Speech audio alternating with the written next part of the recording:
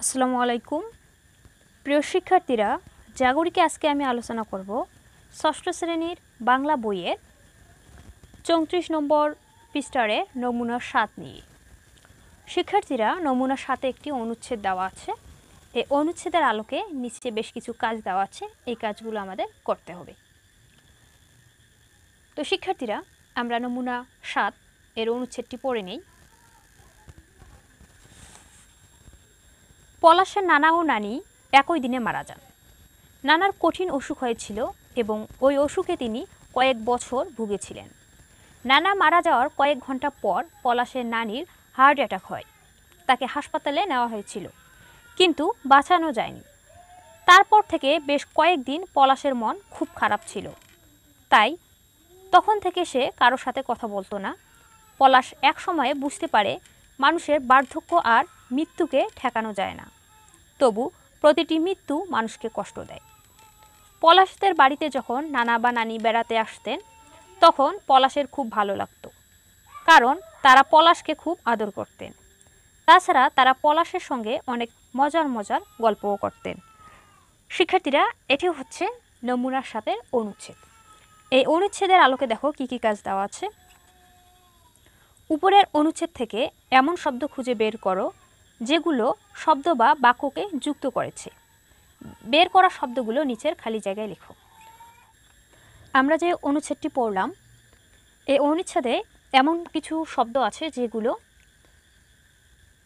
শব্দ বা বাক্যকে যুক্ত করেছে। এরকম শব্দগুলো এই নিচের খালি জায়গায় যে ঘরগুলো দেওয়া আছে, এই ঘরগুলোতে লিখতে হবে। তো শিক্ষার্থীরা, আমরা দেখে নেই কোন কোন শব্দ এই অনুচ্ছেদে বাক্য বা শব্দকে যুক্ত করেছে।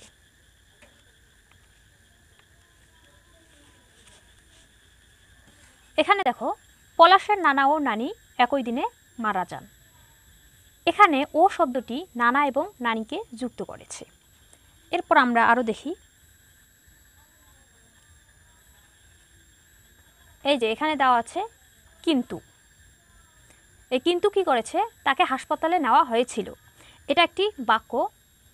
কিন্তু বাঁচানো যায়নি, বাঁচানো যায়নি, এটা একটি বাক্য। এখানে কিন্তু শব্দটি দুইটি বাক্যকে যুক্ত করেছে।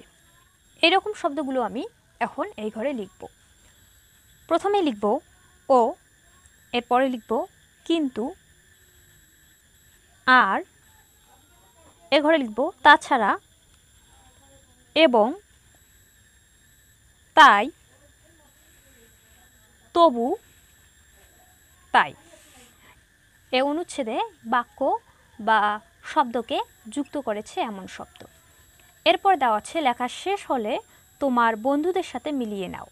তাদের সাথে উত্তরের পার্থক্য হলে তা নিয়ে আলোচনা করো। লেখা যখন শেষ হবে, এই উত্তরগুলো নিয়ে তোমাদের যে বন্ধু রয়েছে তাদের সাথে মিল করবে।